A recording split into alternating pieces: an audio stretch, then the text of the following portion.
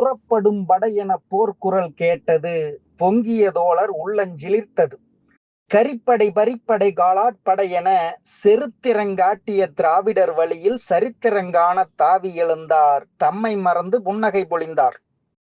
அன்னையர் கூட்டம் ஆர்ப்பரித்தெழட்டும், 5 வயது பிள்ளையும் வரட்டும், பொன்னிகர் மாதர் போர்க்குணம் பெறட்டும், புலவர் தமிழில் புகழ்பாடட்டும், மாணவர் போரில் மாண்புகள் கொளட்டும், மடிவோர் யாவரும் இதில் மடியட்டும், பட்டது மேனி படைத்தது புகழ் எனச் சுட்டெரிப்போரும் சுற்றமும் அலட்டும், செத்தவன் படத்தை சிங்காரித்து திருநாடுரைவோர் இருகை தொழட்டும், கத்துங்கடலும் கடற்கரை மணலும் முத்து தமிழும் மூவர் வழியும், பின்னால் திராவிடம் இன்னார் வயிற்றில் பிறக்கும் மக்களும் பேருரைக்கட்டும், பூத்த மலர்கள் பொலபொலவென்று காற்றில் உதிரும் கணத்தில் விழுவோம், இன்னவன் பிள்ளை இன்னவன் என்று எதிர்வரும் காலம் ஏற்றி புகழும் புகழை நமது புதல்வர்கள் பெறட்டும், பூக்கும் திராவிடம் சிலை வெடிக்கட்டும், கட்டி வந்தது கடுகளவில்லை, கட்டை விழுந்தால் காற்றும் கடுக்கும், நோயில் விழுந்து பாயிற்படுத்து நொடிக்கொரு துன்பம் அடிக்கடி சாவென நாளை கடத்தி நாமும் சாவதா?